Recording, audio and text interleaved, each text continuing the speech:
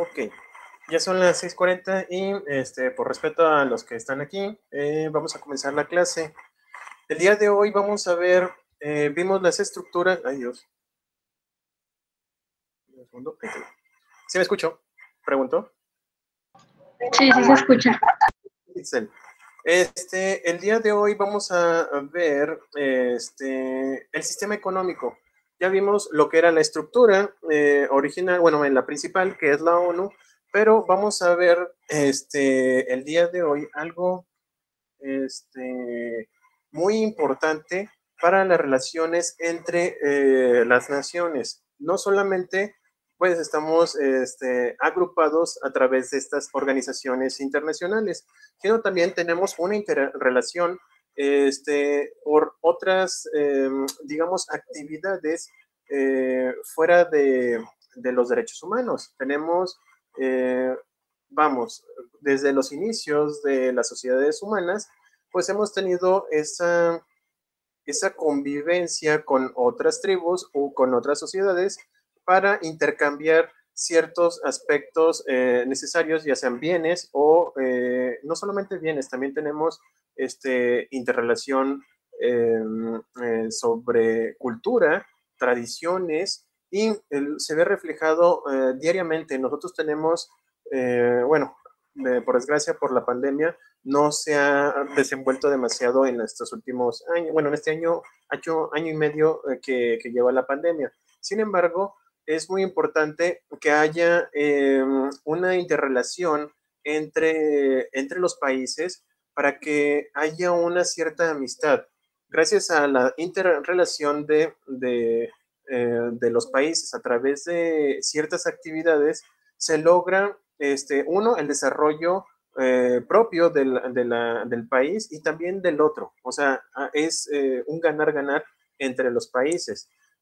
Lo vemos todos los años. No sé si se han fijado que existen competencias deportivas importantísimas. Lo podemos ver en fútbol, soccer, fútbol americano, voleibol. Este año tenemos, si mi memoria no me falla, la Eurocopa. Tenemos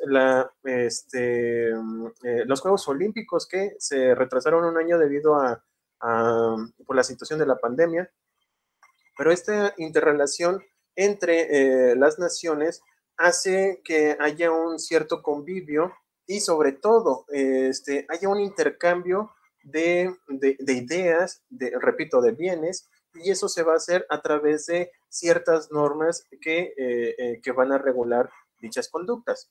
Pero para ello tenemos que identificar eh, cómo somos semejantes entre países y por lo tanto necesitamos ver rápidamente lo que son los sistemas económicos mundiales, en este caso el sistema económico mundial.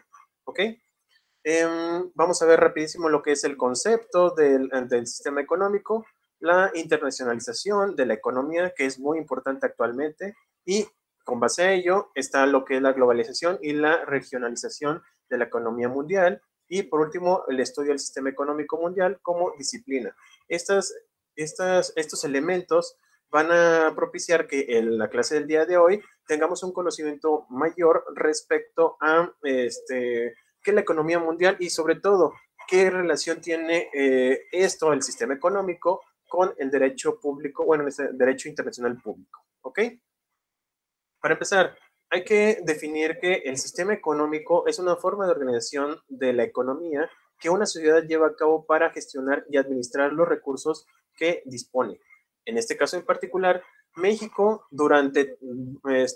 desde su creación, es más, un poquito antes, con la colonización, tenía un sistema, bueno, en este caso, el primerito de ellos, cuando éramos colonia de los españoles, a través de cuando éramos la Nueva España, estamos subordinados a la corona, en este caso de Castilla, y el sistema económico era muy sencillo. Todo lo que nos dijera en este caso el reinado de Castilla era lo que se tenía que realizar. Entonces, pues, no había mucho margen en cuanto a nuestro desarrollo económico, debido a que éramos una tierra de explotación, de colonia, pues, en donde lo único que teníamos que hacer era estar haciendo las medidas o los mecanismos que la corona nos señalaba. Posteriormente, durante la independencia de México, ya empieza a haber una interrelación interna y vamos descubriendo la posibilidad de generar nuestros propios recursos. Recuerden que para que haya recursos, primero tiene que haber un sistema operativo. Para nosotros fue la Constitución y posteriormente las leyes. Nosotros no podemos empezar a explotar recursos porque para empezar no teníamos definido quién los podía hacer, cómo lo podía hacer, de qué manera lo podía hacer. Recuerden que éramos incipientes y por esa razón, pues prácticamente muchos de los países que trataron de conquistarnos, bueno, no conquistarnos, sino que someternos en un sistema de dominio, o fue el caso de Francia, en algún momento España fue una vez que que nos da nuestra independencia en 1836, nos vuelve a tratar de atacar a través de pues una deuda que teníamos. No sé si se acuerdan o alguien conozca la situación. Primero fue la famosa guerra de los pasteles, que nos obliga a pagarle a Francia una cantidad exagerada de dinero, precisamente por un problema que hubo en el Parián de la Ciudad de México. Y posteriormente, la forma en que estábamos administrando nuestro sistema, bueno, nuestra economía, era pues prácticamente paupérrima. O sea, no podíamos dar un pie, digo, un paso sin tropiezo, simple y sencillamente porque no estábamos coordinados, no teníamos una normativa interna que nos identificara. Hasta que llegó un momento en donde, pues no sé si también se acuerdan, hubo un segundo imperio cuando llega Maximiliano y empieza a haber luz al final del camino. Posteriormente llega otro presidente, Benito Juárez, y empiezan ya a armarse el sistema interno mexicano en todos los aspectos, tanto jurídico, legislativo, ejecutivo. Se empieza ya a formar lo que es nuestro país. Sin embargo, no teníamos todavía una idea de qué sistema económico íbamos a adoptar. No es hasta el año, bueno, cuando llega al poder nuestro general Porfirio Díaz, y es donde ya empezamos a tener como una visión. Eh, Muchos dirán es mala, otra es buena u otra eficiente, pero el caso es de que con Porfirio Díaz ya tenemos una estructura, ya tenemos código de código mercantil, ya tenemos grandes tratados internacionales en Europa para ir relacionándonos e ir intercambiando ciertos bienes o ciertos recursos. Repito, lamentablemente, esa época de la historia de México fue muy oscura, sobre todo porque pues hubo mucho sometimiento a los trabajadores, al grado de que tuvimos que hacer unos cambios en nuestra constitución de 1857, que derivó a lo que era en nuestra constitución de 1917, pero empezaron a haber ciertas partidas o ciertos elementos que se van convirtiendo en derechos humanos que incluso actualmente se utilizan en algunos tratados internacionales. Así de importante fueron estos cambios. Pero esta estructura ya se va comenzando a dar con una especie de internacionalización por parte de la economía mexicana a través de lo que le llamamos una economía liberal.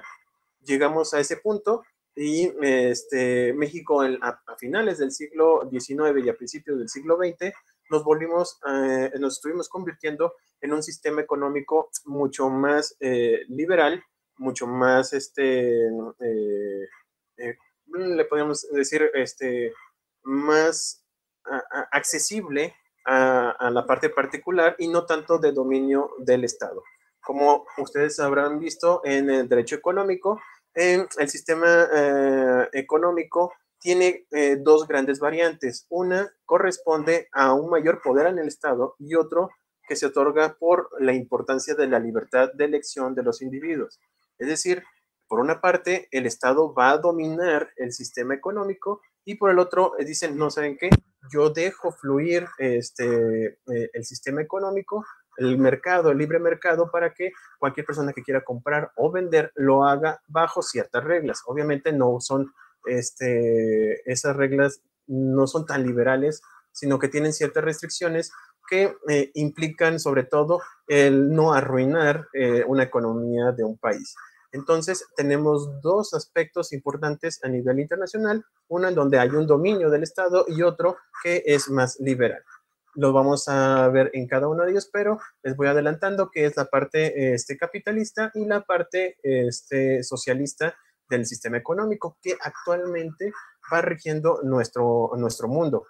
Si se fijan, no hay otra forma de visualizarlo de no ser de que existen los famosos liberales, como diría un actor político, y también existen los conservadores, llamámosle socialistas, que van a aferrar un poquito, van a ser más restrictivos en cuanto a la apertura respecto a los otros países, y solamente se va a aperturar, por decirlo de una manera, a aquellos países que tengan similitudes del sistema económico.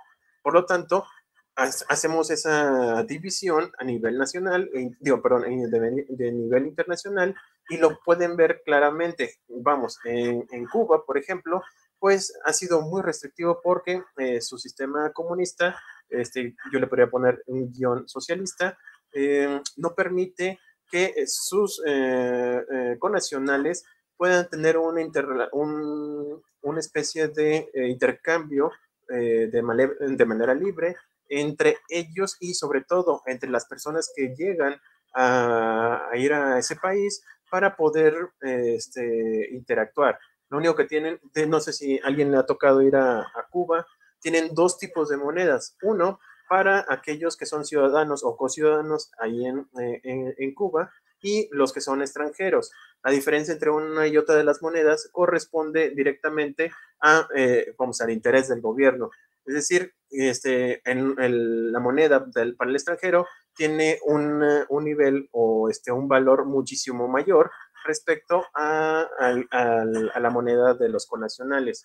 Le sale más barato a un connacional la compra de algún utensilio ahí de manera interna que la moneda que se le da a los extranjeros. Eso es mucho más caro y sobre todo el nivel es prácticamente respecto al dólar. También dentro del contexto que vamos a ver un poquito más adelante, vamos a definir qué es la globalización y cómo es que ha implicado este derecho, bueno, este concepto respecto al derecho internacional. ¿Ok? Sin embargo, la noción del sistema económico mundial tiene básicamente dos interpretaciones por parte de los economistas. El primero de ellos corresponderá a que es cerrado. Ya dijimos que, o ya adelantamos que el socialismo es un poquito, o un sistema económico social, es muy cerrado. Es decir, solamente lo que produzcan y lo que, cosechen, por decirlo de una manera, dentro de una sociedad, es lo que van a estar consumiendo internamente en ese país. No permiten que haya un intercambio entre otros estados. México llegó un momento, sobre todo en los años 70 y 80, en donde éramos un sistema económico cerrado. No permitíamos que hubiera un intercambio o una exportación o importación de bienes dentro de para los países, al grado de que, no sé si, bueno, a mí en lo particular me tocó, tuve un microondas hasta a mediados de los 90, cuando se apertura el sistema económico mexicano y se logra hacer este intercambio. Para que, bueno, anteriormente o en otros países, estos aparatos que son muy comunes o eran muy comunes en su momento, pues lo podían intercambiar. En México no. México eran muy férreos, muy celosos, podemos decirlo de una manera, con nuestros productos. No sé si también alguien conozca, teníamos nuestras propias empresas, teníamos K2 o teníamos una de bicicletas, en fin, teníamos muchas productoras, en efecto, se producían aquí en México, pero el costo de esas empresas o la creación de estas empresas era marginal a lo que consumieran los mexicanos y no nos permitía avanzar un poquito más. En cambio, pasan los años 80 y nos transformamos en un sistema más abierto, en donde existe un consumo mutuo entre países a través de tratados internacionales o acuerdos comerciales y se logra hacer una interrelación libre para que lleguen productos. No sé si actualmente lo hayan visto o lo vean. Algunos productos que hace 10 años no podíamos consumir, actualmente es tan sencillo como ir incluso al Oxxo y comprarlos. Anteriormente no se podía, era prácticamente imposible. Gracias a este tipo de tratados internacionales hemos logrado ese desarrollo. Para bien, yo creo, para mal, algunos dirán es que arruinan el sistema económico mexicano, pero yo siempre he creído de que la competencia libre depende mucho del gobierno y sobre todo de la administración ejecutiva. Entonces, si se permitiera, tocó puerta, si se permitiera o se siguiera permitiendo estas situaciones, pues va a haber un momento dado en donde nuestro sistema económico está a la par con otros países. Repito, depende mucho de la sociedad aquí en México, sobre todo porque todavía tenemos un rezago en ciertos aspectos sociales que debemos avanzar. Por eso el Tratado Internacional con Estados Unidos y Canadá se hizo una renovación en donde le exigían a México que aumentara un poquito, bueno, no un poquito, sino un mucho, la competitividad laboral sobre todo en materia de automóviles, porque lo que ganaba o lo que gana una persona, por ejemplo, en Nissan, no es lo mismo que lo ganaría en Estados Unidos o en Canadá.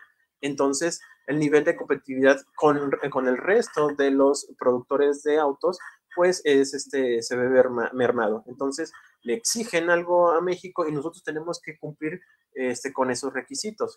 Este tipo de situaciones nos van levantando o nos dan pues, la posibilidad de que nos dan la mano para ir subiendo escalón por escalón para estar en el mismo nivel. Eso, repito, depende muchísimo de nuestro sistema de gobierno, bueno, en este caso la administración federal o estatal, para poder llevar a cabo dichas actividades. ¿Ok?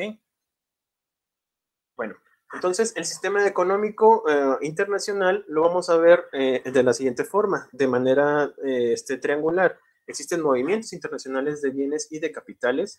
Hay una compra y venta de bienes y servicios en los mercados mundiales de productos y compra y venta de activos de capital en los mercados financieros mundiales. Todos estos movimientos o todo lo que implica los movimientos internacionales hacen que haya una interacción. Lo que en la vida bueno, yo lo hubiera pensado, es de que ya existen muñecas de trapo, por decirlo entre comillas, muñecas que son elaboradas en Oaxaca y que son exportadas a Alemania. Eso se hace porque allá en Alemania quieren ese tipo de muñecas, quieren ese tipo de productos y nosotros tenemos la posibilidad a través de ciertos tratados internacionales de poder hacer esa interrelación. ¿Ok?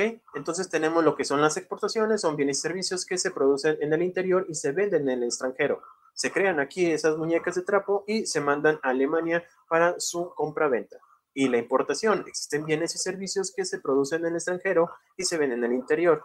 ¿Qué importancia tiene estas dos cosas? Cada uno tiene el conocimiento o se permite el conocimiento de ciertos bienes que van a ayudar o van a apoyar en la economía o en el desarrollo económico de la otra persona, del otro país.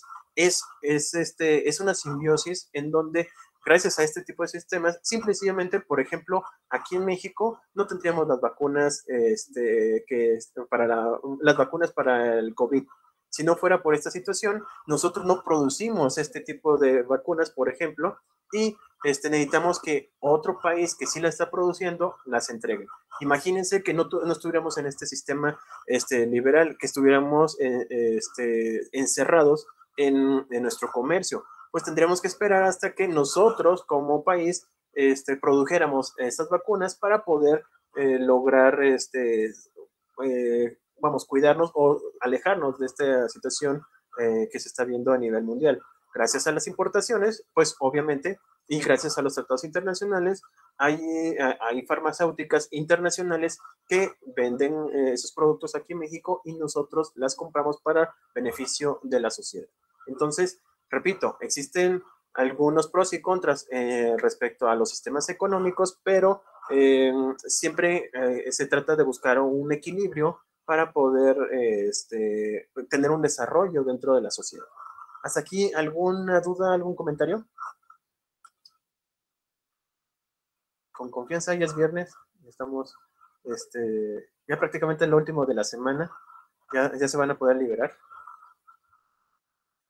¿No? ¿Todo bien? Okidoki. Bueno, sobre esta línea podemos decir que los dos grandes tipos de sistemas, como ya señalamos, es el capitalismo y el socialismo. El primero de ellos propone principalmente la libertad de mercado y la defensa de la propiedad privada. El segundo, que llamamos socialismo, propone todo lo contrario, es decir, la regulación del mercado y la defensa de la propiedad colectiva.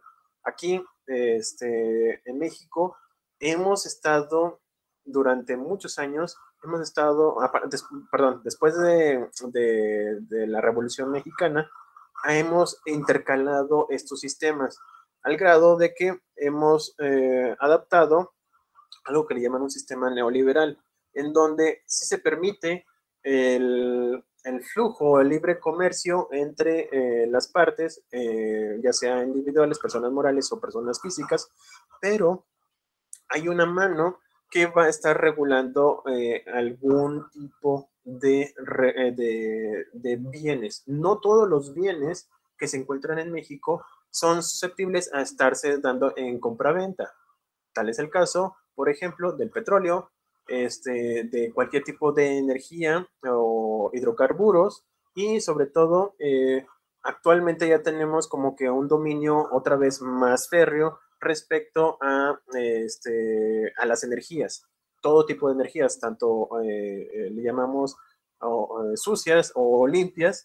Las sucias son las que producen algún tipo de dióxido de carbono, o bien son perjudiciales para el medio ambiente, o también las limpias. Ya tenemos, gracias a una reforma que se hizo hace poquito, esa reforma implica el dominio por parte del Estado de ese tipo de actividades. Para mí en lo particular se me hace bastante delicado, sobre todo porque tenemos muchos tratados internacionales que obligan a México a cumplir para empezar, con la protección del medio ambiente. Si no, no tuviéramos un tratado internacional en donde se señalara que tenemos que utilizar materiales limpios, bueno, energías limpias, pues, pues no habría tanto problema. Podría ser sin ninguna repercusión por parte de México. Sin embargo, existe un tratado internacional precisamente en donde le exigen a México ir acomodando su estructura interna para mejorar el medio ambiente. ¿Y cómo es eso? Pues a través de energías limpias o renovables pueden ser. El caso es de que aquí hay una dicotomía entre hacer lo que te dice el Tratado Internacional y hacer lo que señala las normas internas actuales, porque obviamente ya se hicieron las reformas. En lo particular, repito, a mí se me hace un retroceso, pero pues tenemos que darle el beneficio de la duda de la Administración Federal respecto a qué es lo que quiere hacer para poder, desarrollar al parecer es su desarrollo, su Plan Nacional de Desarrollo, que lo está implementando desde hace 3 años. También el objetivo del sistema económico es como, bueno, ya saben que la economía es la ciencia que estudia la administración de los recursos escasos. Es decir, nosotros a partir de nuestros recursos vamos a ir desarrollando ciertos mercados y sobre todo, gracias a ese estudio de recursos, podemos saber de que, por ejemplo, Calvillo es una de las ciudades más importantes en la producción de guayaba. ¿Se fijan? De todos los recursos que pudiesen existir en México, en particular en Calvillo, se produce perfectamente lo que es la guayaba. Por lo tanto, si nosotros utilizamos las ciencias y de ese producto podemos generar dinero, pues es lo que va a hacer esa sociedad. Así, repito, en Calvillo va a ser la guayaba, en Tequila, pues ya sabemos de qué, en Oaxaca el mezcal, en Chiapas, lo que más, bueno, es impresionante toda la variedad de recursos que tiene Chiapas, por eso ha habido muchos problemas en ese lugar, pero en cada una de las regiones del país nosotros producimos ciertos bienes, hay ciertos recursos que podemos explotar. Así también a nivel internacional, cada país es importante o tiene ciertos recursos que no tendría otros. En México, por ejemplo, pues tenemos todavía, aunque no lo crean, todavía tenemos plata, algo de oro, productos que exportamos, por ejemplo, el aguacate, el café, la guayaba, y también, entre otras cosas, tenemos, por ejemplo, la Nochebuena en Puebla, la exportamos a todos los países. Ya no están haciendo como que siendo competencia muchísimo China, prácticamente en todo, pero nosotros somos uno de los, si no el primero, el segundo país con mayor producción de Nochebuenas a nivel internacional. Y esto es a través del estudio de nuestra economía. Gracias a lo que tenemos y analizamos lo que tenemos, podemos desarrollar de lo que tenemos. La clásica frase que dice, si tienes limones, pues a limonada. Así también nosotros, de lo que tengamos, hay que producir algo para que podamos desarrollarnos como sociedad. Entonces, el sistema económico, tenemos ciertos recursos y lo que vamos a hacer es estarlos captando y vendiendo y a su vez obteniendo recursos y con esos recursos comprar, tener más productos o producir más bienes y así sucesivamente. Hay un ciclo de compra, venta, producción, compra, venta, producción, al grado de que eso va a transmitir o va a dar un desarrollo a nuestra economía. ¿Ok? Y una vez que se hace el desarrollo económico de un país, pues también tenemos una economía internacional. También hay una evaluación y un análisis de cómo es la economía a nivel internacional, si vamos bien o vamos mal, hay producción o no hay producción. Por ejemplo, actualmente tenemos un decrecimiento aproximado del 4% a nivel internacional dentro de nuestra economía, obviamente por la situación de la pandemia. Pero ese cálculo se hace analizando todas las economías de todos los países, de los 195 países que se encuentran inscritos en la ONU. Entonces, la economía internacional es la rama de la ciencia económica, fundamentalmente macroeconómica, que tiene por objeto el estudio de los movimientos económicos que realiza un país con el resto del mundo y que pueden ser de muy diversa índole. En este caso es comercial, financiera, tecnológico, turístico, etcétera. Nosotros hemos explotado muchísimo este último. Tecnología no tanto, fíjense, yo creo que aquí en México somos buenos productores de televisiones, de laptops, bueno, en este caso de computadoras, y también hemos mejorado muchísimo en cuanto al turismo, porque la gran mayoría de los estados aquí en México tienen algo que se puede explotar en materia de turismo, cualquier cosa. Existen, por ejemplo, aquí hay un cañón, allá en San José de Gracia, se utiliza el ecoturismo para eso. También tenemos aquí lo que es el Día de Muertos. Bueno, en general hacemos un festival importante de Día de Muertos y sobre todo pues nuestra Feria Internacional de San Marcos, que es como un escaparate de productos, que era el origen de de nuestra feria, que después ya le vamos a agregar algunas otras actividades bastante peculiares. Pero esto implica algo muy importante, y es que nosotros aportamos algo dentro de la economía internacional, como lo es el turismo. Y no solamente aquí, ya tenemos aquí en México, vamos, tenemos varios lugares importantísimos, preciosos, que fuera, vamos, que ni siquiera le podríamos envidiar a cualquier país, a cualquiera que ustedes me digan. Nosotros tenemos una diversidad impresionante de lugares bellísimos. Tenemos arqueología, tenemos historia, vamos, ustedes pueden ir, estamos prácticamente rodeados de playas, tenemos 2 océanos, tenemos, no, es muy, muy, muy padre nuestro país, ¿ok? ¿Alguien que me pueda ayudar con esta diapositiva?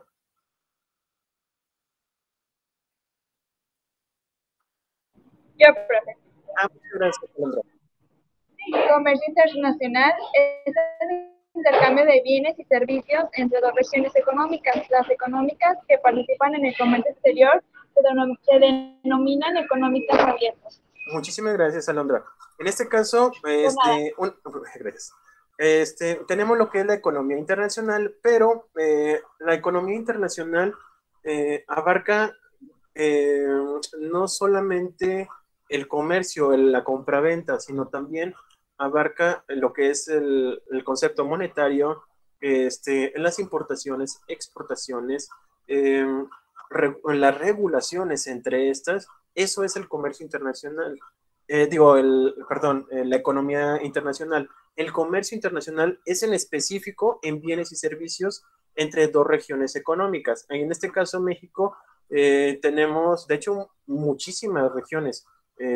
Estamos al norte con Estados Unidos y Canadá, abajo el Mercosur, a un lado tenemos el mercado asiático y del otro lado tenemos la Unión Europea. Entonces, tenemos muchísimo donde hacer interrelación de bienes y servicios. Y nosotros, para poder hacer ese tipo de bienes y servicios, pues necesitamos tratados internacionales, que es donde cabe nuestro derecho. Ojo, estoy hablando de derecho internacional público, es decir, solamente los tratados internacionales en donde los estados hacen ese intercambio, esas firmas de tratados internacionales, de cartas, convenios, protocolos, que en algún momento se van a convertir en derecho privado, que serán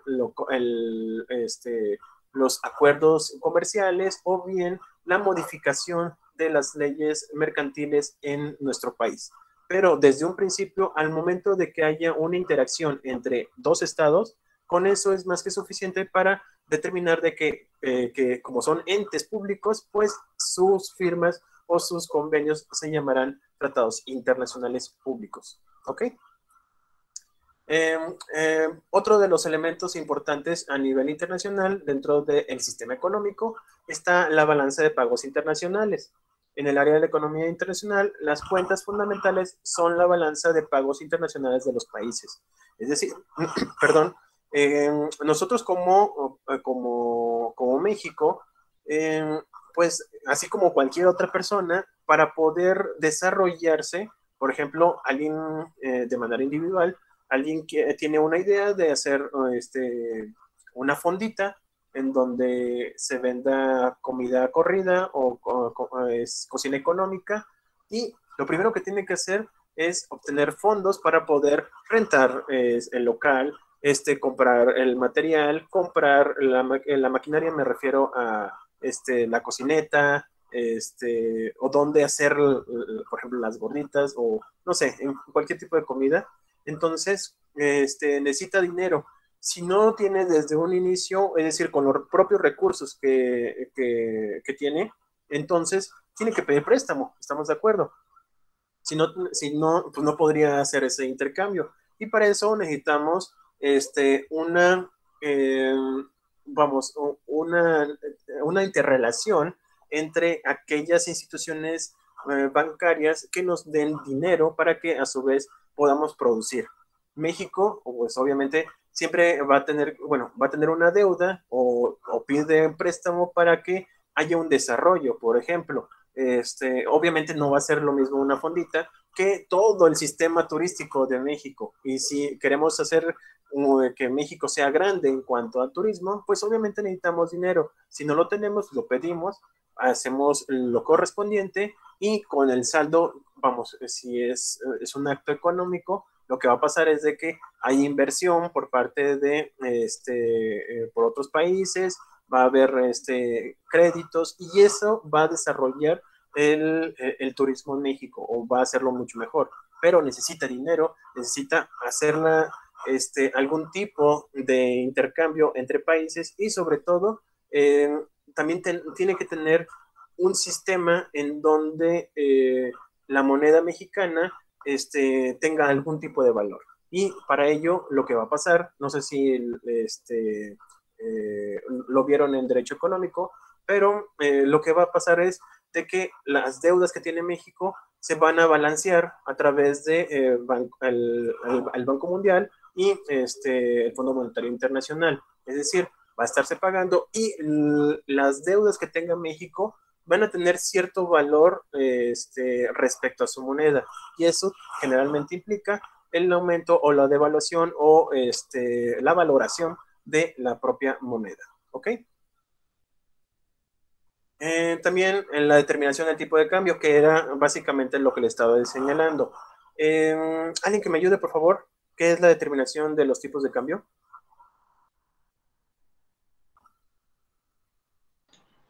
Sí, maestro, yo le ayudo. Muchísimas gracias, Itzel. La determinación de los tipos de cambio. La determinación del tipo de cambio se realiza a través del mercado de divisas.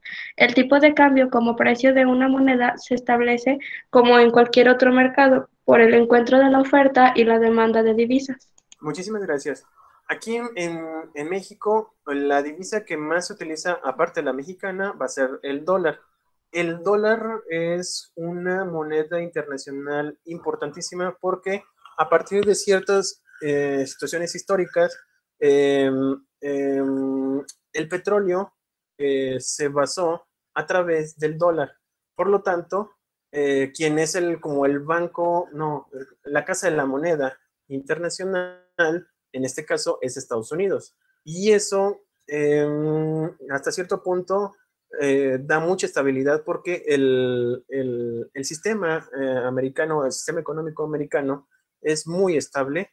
Prácticamente no tiene ciertos desbalances como en otros lugares. Sin embargo, siempre algo poderoso, pues siempre va a tener una debilidad. El año pasado, no sé si se acuerden, hubo una situación con Arabia, en este caso toda la parte petrolera de Arabia, resulta de ser de que querían cambiar el sistema de dólar para el petróleo y eso implicó que se empezara a haber menos demanda de dólares y más oferta de dólares.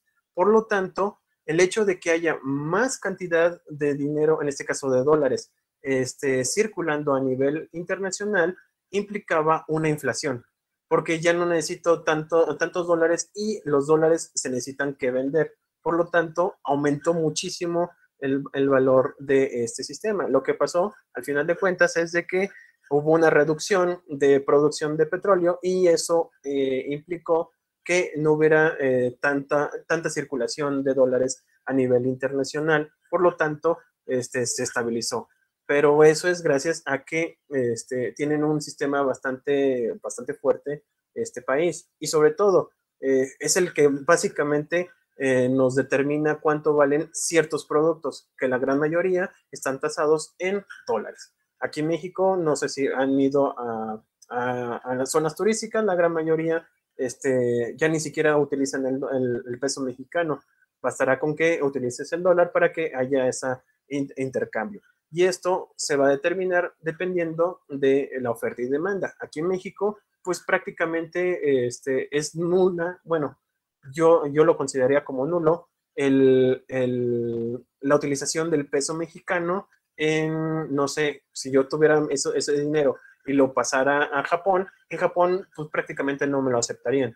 Así como nosotros no aceptaríamos los yuans o, por ejemplo, no sé, el peso argentino, en donde prácticamente aquí no hay un intercambio al respecto.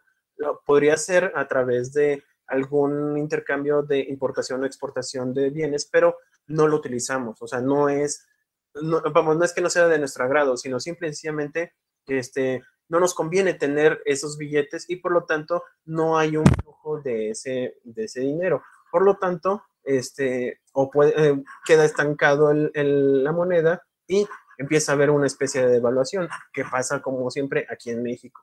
Allá, imagínense un momento en donde se rompiera completamente la producción de dólares, pues simplemente pues habría una desgracia mundial porque prácticamente todos los bienes y servicios corresponden por dólares. O sea, todo se utiliza o todo se monetiza a través de dólares. No hay de otra.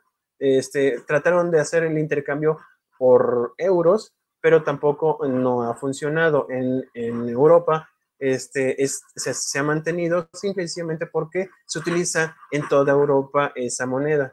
Pero si no se estuviera utilizando en toda Europa, simplemente quedaría estancado. Entonces, también esto depende mucho de tratados internacionales porque el hecho de que haya intercambio de bienes y servicios y se establezca una moneda en particular, el hecho de que haya demanda de un tipo de moneda va a implicar la determinación del tipo de cambio. Aquí en México, como prácticamente sería así, de 20 dólares o 20 monedas de dólar, se utiliza una moneda mexicana para el intercambio internacional. No sé si me da a entender. Por eso el costo de $1 equivale a 20 pesos. Es decir, es como el número neto de lo que necesita de uno para obtener el otro. Y si hubiera más demanda por parte de la moneda mexicana, imaginemos que estamos otra vez como colonia española y hubiera más demanda de la moneda mexicana que la del dólar. Entonces, esta empezaría a disminuirse y como hay más demanda, se requerirá inflar un poquito más el peso mexicano y ahí quedaría equilibrado. Como no es así, como la moneda mexicana no se utiliza prácticamente no diría para nada, sino que solamente representa lo que es el Producto Interno Bruto de México, pues por eso se encuentra con esa devaluación de 20 pesos por $1. Y así en otras economías, ¿cuánto me cuesta a mí el tener esta moneda respecto a las demás? Es a través, y se determina a través de el tipo de cambio. ¿Ok? ¿Hasta aquí alguna duda?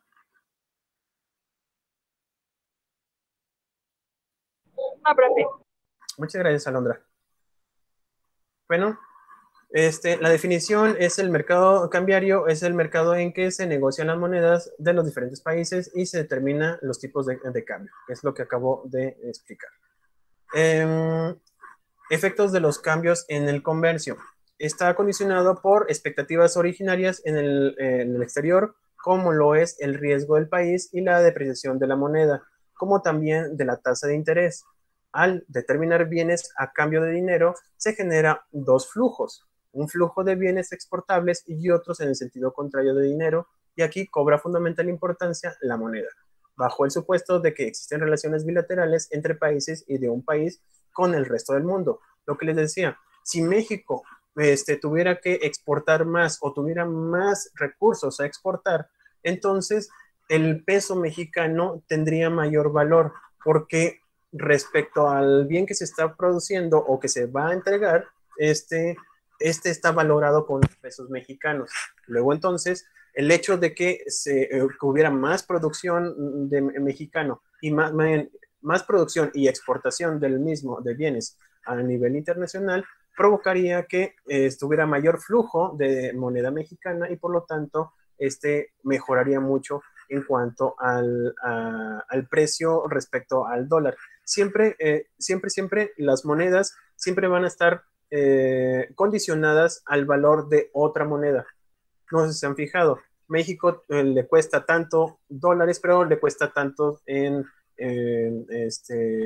quetzales, o bien en euros, en libras esterlinas, en fin, siempre hay una relación directa respecto a lo que cuesta de una moneda respecto a lo que cuesta otra moneda.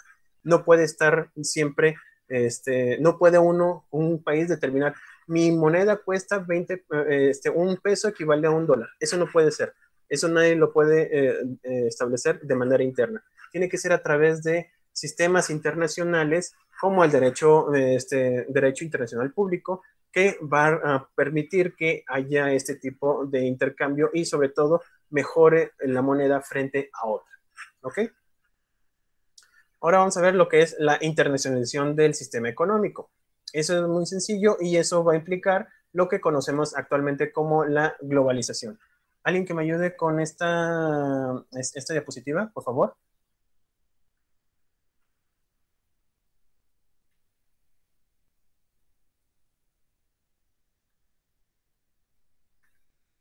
Yo, profe. Muchas gracias, Alondra. Un favor, perdón, generalmente agradezco muchísimo a Itzel, a Alondra y a los que siempre participan. Sin embargo, me voy a ver la necesidad de estar de manera aleatoria, solicitándole a alguien que se encuentre aquí, porque en teoría, pues me imagino yo que todos se encuentran aquí en la clase. Entonces, si por alguna razón, se estanca un poquito la clase y alguien que le diga que haga o que lea la diapositiva y no la tome, lo voy a considerar como una falta. Entonces, les agradezco mucho a los que sí participan o los que están participando, pero necesito que los demás compañeros me apoyen con algunas diapositivas para poder hacer esta interrelación o esta clase un poquito más activa. ¿Sale? Entonces, dicho esto, muchas gracias, Alondra. ¿Me puedes apoyar? Y Sí, la siguiente va a ser así al azar, ¿va? Okay. La internacionalización del sistema económico 1950 a 1973. La Gracias. internacionalización del sistema económico ha sido la característica clave de la economía mundial. A partir de la SGM, Segunda Guerra Mundial. esta tuvo lugar en el contexto de un modelo económico y productivo que reunió un conjunto de características que ya no se volverían a repetir. Inspiró además una regulación económica y social que se iría abandonando poco a poco, pero algunas de cuyos rasgos aún perduran. Se extendió entre el final de la Segunda Guerra Mundial y la quiebra económica que supo la primera crisis de petróleo, 1973, aunque los síntomas de su agotamiento aparecieron en los años 60. Al agotarse surgió la globalización. Aunque el escenario fue de los países centrales, fue un modelo que caracterizó también a los economistas periféricas, aunque adoptando dinámicas propias. Muchísimas gracias, Alondra. Por nada. Gracias. ¿Cómo empieza la globalización? Vieron en la Segunda Guerra Mundial de que cada uno, bueno, esto ya había pasado a través de las cruzadas en la Edad Media, en donde muchos comerciantes lo que hacían era, durante el paso de los cruzados, los cruzados necesitaban alimento, porque era, imagínense, desde Inglaterra, tener que pasar a Francia, de Francia, hacer el caminito hasta Italia, de Italia, ir a la Tierra Santa. Todo ese camino, pues, abarcaba, imagínense, 2 o 3 años de estar caminando, de estar navegando, e implicaba, pues, obviamente, comer. Digo, uno como ser humano, pues, necesita, por lo menos, comer algo durante un día para poder subsistir. Entonces, llegó a haber una situación interesante. Los comerciantes que se encontraban en África y en la parte oriente llegaban a ciertos puntos importantes dentro de la travesía de los cruzados para poder venderles lo que era algodón, comida, algunas carretas, incluso armas para combatir allá en Tierra Santa. Entonces, esto de alguna manera implicó la compraventa internacional de bienes y servicios. Esto también apoyó muchísimo a lo que es el comercio actual. Gracias a eso, nosotros conocemos, o lo que pasó en las cruzadas, no sé si ustedes lo vieron en alguna, bueno, sí, obviamente se lo han de haber visto, pero tuvieron lo que era el comercio, de hecho mercantil, lo que es la carta, la letra de cambio, lo que es el pagaré, lo que es el cheque, lo que es ¿qué otros? Títulos, acciones, lo que es la tasa, todo eso, todos esos conceptos que actualmente nosotros utilizamos, se derivan de precisamente todas las guerras de cruzadas que se dieron en esa época. Anteriormente, pues, no tenían el dinero en ese momento, le decían, no te preocupes, yo voy a ir a Inglaterra, en Inglaterra llego a la casa, a tu casa de allá de Inglaterra, y con tu carta firmada por ti, sellada por ti, aquella familia me va a pagarme lo que actualmente estás consumiendo. Entonces, eso es la letra de cambio. Entonces, tú me dabas algún insumo y cuando llegara a Inglaterra o a Francia, dependiendo del país de donde viniera el cruzado, el comerciante llegaba allá y obtenía su paga debida. Eso era la letra de cambio. El pagaré también era una promesa de pago al momento, a una fecha en particular. Ese tipo de situaciones lograron que desarrollara la economía. Así también pasa en el siglo, bueno, en el siglo XXI, perdón, siglo XX, en 1900, entre 37 y 45, con la Segunda Guerra Mundial. Empieza la Segunda Guerra Mundial y pues todos los países que estaban involucrados necesitaban recursos. Y la única forma de obtener esos recursos era a través de aquellos países que no estaban dentro de la guerra como tal, pero estaban produciendo recursos. Es decir, en aquel momento, cuando empieza en 1937, Estados Unidos era el mayor productor de la guerra, era el que más vendía en aquel momento, y existían tratados internacionales o convenios internacionales en donde apoyaba a Estados Unidos a uno de los bandos, es decir, producía de tal magnitud de que pudiera entregarse todo ese armamento o todas las herramientas necesarias para la guerra, se las pasaban a ese bando para poder seguir atacando para que sí continuara la guerra. Esta interrelación entre países provocó lo que ahorita conocemos como globalización. Yo no tengo los recursos, yo no tengo la posibilidad de tener en este momento mi país, de estarlo produciendo. Le pido a otro país que me apoye para lograr obtener mi objetivo. En este caso era ganar una guerra. Termina la Segunda Guerra Mundial y se vieron afectada la economía porque volvió a bajar el desarrollo económico a nivel mundial. Si bien hubo, desgraciadamente, muchos muertos, hubo mucho destrozo, mucha destrucción, también implicó de que la parte, el poder, el brazo obrero de todos los países, pues estaban en la guerra, y como murieron muchísimos, pues bajó la producción en cada uno de los países. Empezó a haber una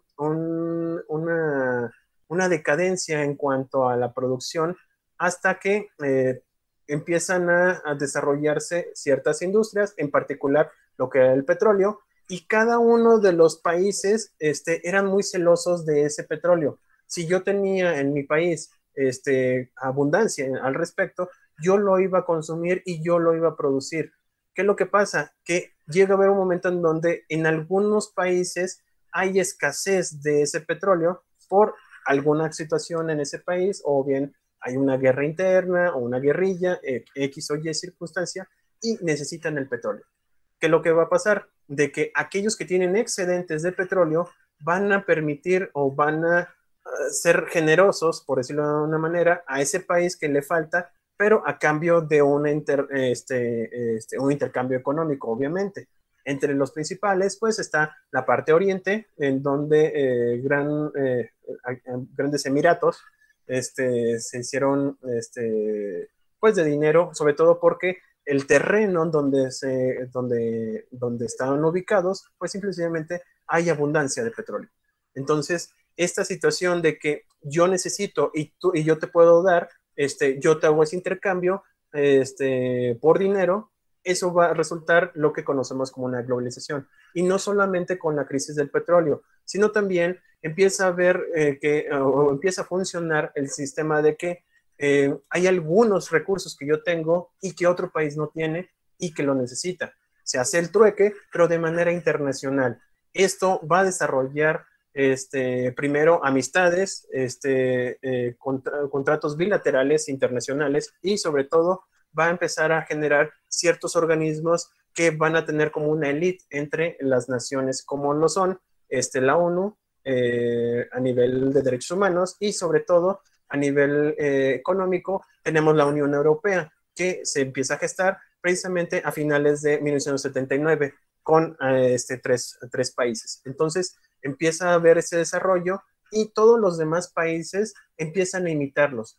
Sobre todo Estados Unidos, que fue uno de los más importantes, empieza a tener estas relaciones entre ya sea Europa, ya sea Asia, y estos intercambios van a mejorar muchísimo la economía al grado de que, como bien decimos, es una de las economías más importantes del mundo. No lo podemos negar por la trascendencia que tiene a través de la historia. Sin embargo, México también ha hecho esto y ha logrado ser partícipe de esta globalización, sobre todo porque, repito, nosotros tenemos muchos productos que anteriormente no teníamos. ¿Ok?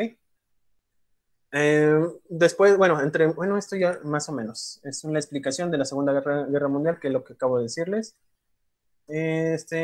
Las características del sistema productivo durante la fase de internacionalización. Lo primero de ellas era la organización de la producción. Tiene lugar en grandes establecimientos en el que se rige el taylorismo. El taylorismo se le reconoce a Friedrich Willow Taylor, que es un analista que se encargó de, pues lo ponen como alguien muy importante en la economía, en lo particular no se me hace, porque lo que hizo era generar eficiencia en el tiempo de los obreros.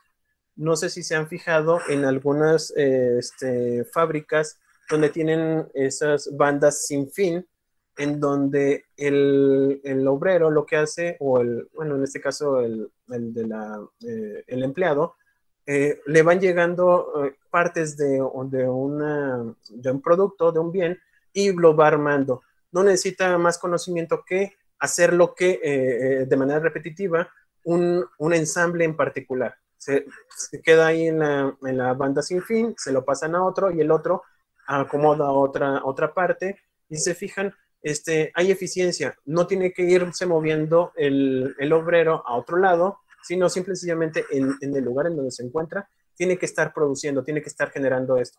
Esta repetición llega un momento en donde se vuelve maquinaria o forma parte de la maquinaria el ser humano y sobre todo, en efecto, hay una gran producción, una estandarización de productos y en masa. O sea, es algo impresionante cómo estos sistemas de producción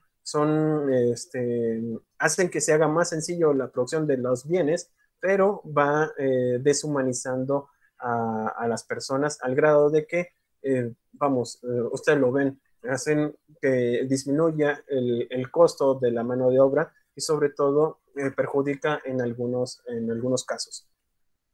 También está la composición de la demanda que se ajusta al modelo del consumo en masa. Es decir, a mayor cantidad de bienes reduce su costo, sobre todo porque la demanda sigue y sigue. No hay un momento en donde no se pare. Así pasaba, por ejemplo, aquellas tiendas, bueno, ahorita son los autoservicios, pero también están lo que llamamos fast food, en donde ya está en cadena o ya hay una serie ¿cómo se llama?, de tiendas o restaurantes que ya tienen consolidado este sistema y siguen produciendo. Esto, el mismo estándar que se hace en un país, se logró hacer a nivel internacional. Se empieza a hacer un sistema de producción al grado de que las calidades en un país son similares a las de otro país. Anteriormente, antes de este sistema, pues cada uno de los estados, llámese naciones, tenían su propia producción de un tipo de producto. No era lo mismo el refresco de Coca-Cola, por ejemplo, a no sé, a Joya de aquí de México o Barrilito de aquí de México, vamos, las calidades eran distintas. Lo que trataba de hacer este sistema de producción es de que, así como se producía en Estados Unidos, se realice en México o en Francia. ¿Ok? ¿Alguien que me ayude, por favor?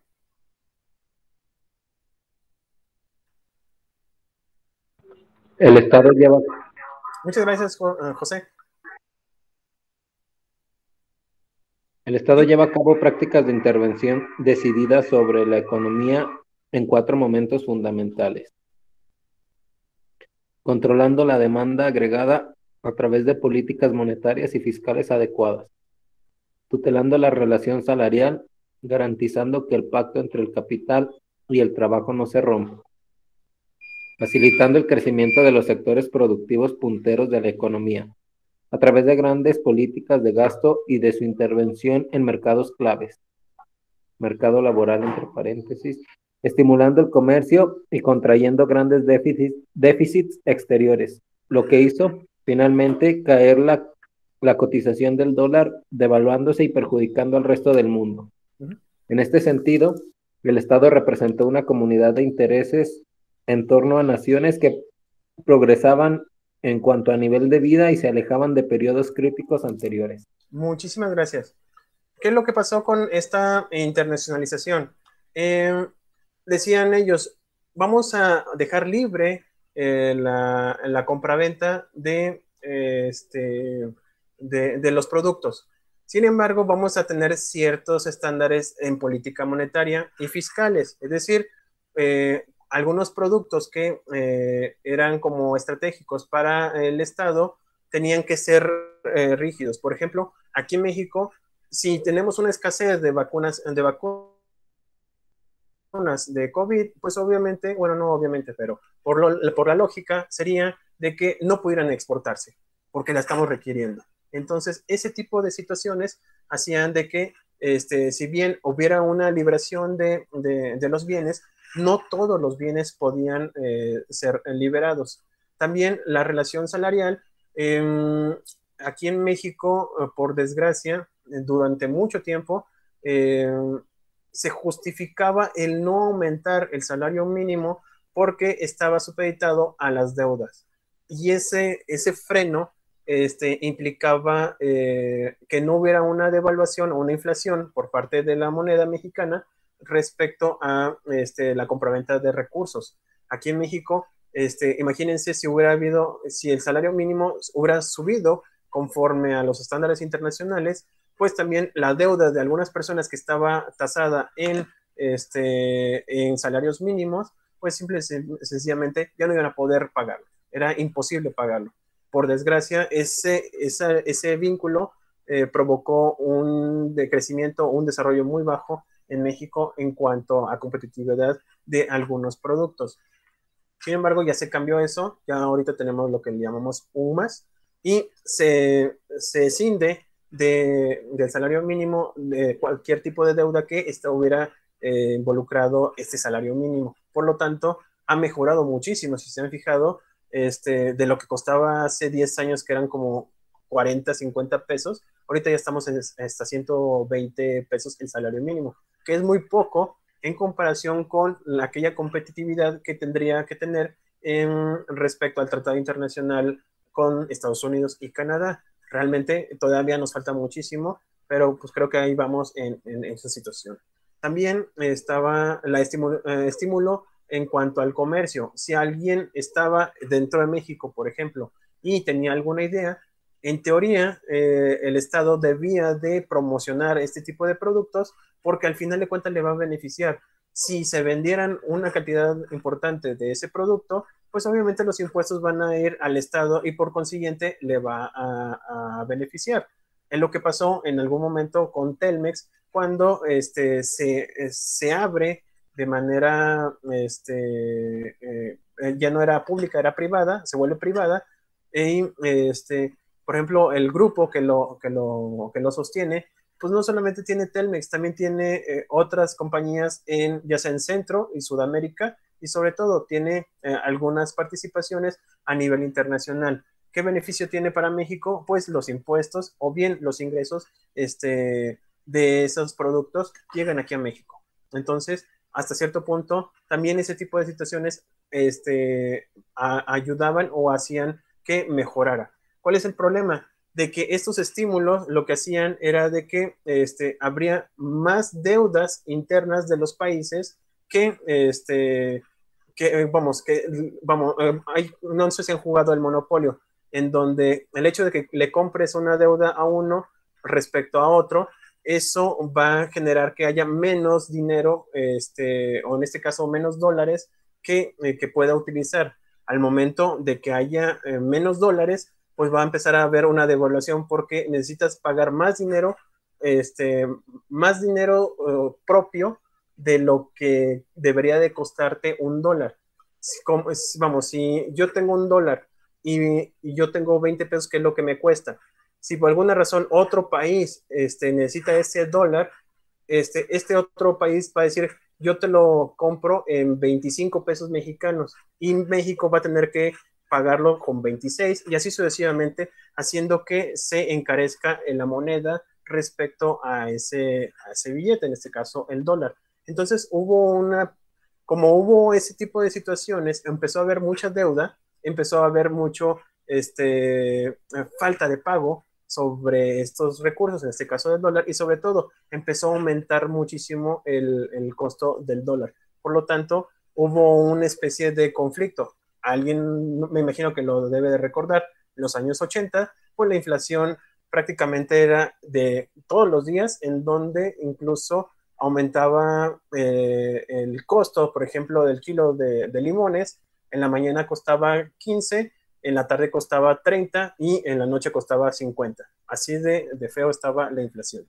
Entonces, hubo un ajuste en ese tipo de deudas, hubo tratados internacionales, hubo normas especiales para que bajara esta situación. Obviamente, algunos salieron beneficiados en ese tipo ¿cómo se llama?, de movimientos, como son los que obviamente pues tienen la moneda principal, pues son los que siempre van a beneficiar.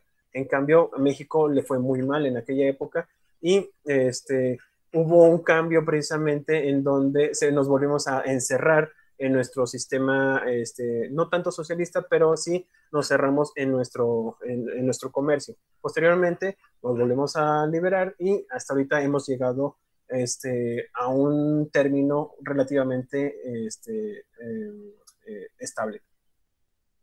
¿Alguien que me ayude con y con no, pues ¿saben qué? De una vez. Concluimos la clase del día de hoy.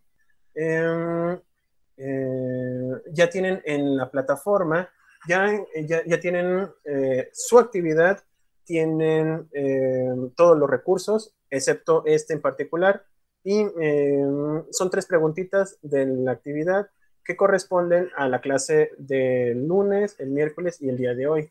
Esas 3 preguntas son sencillas, hay que contestarlas, subir en Word o en PDF al sistema, y con eso ya tienen la participación de la semana. ¿Alguna duda, algún comentario al respecto? Profe. Sí, dígame, Ricardo. En la universidad no le han comentado si es cierto que vamos a regresar a clases el 7 de junio. Fíjense que hasta el momento no nos han dado ninguna información al respecto. En cuanto sepa, miren, lo más probable es de que nos diga cuando a mí me digan, a ustedes ya les habrán dicho previamente. Entonces, no sé si tengamos la posibilidad en este momento. A mí en lo particular se me haría demasiado apresurado este tipo de situaciones, sobre todo porque nosotros nos hemos acostumbrado a la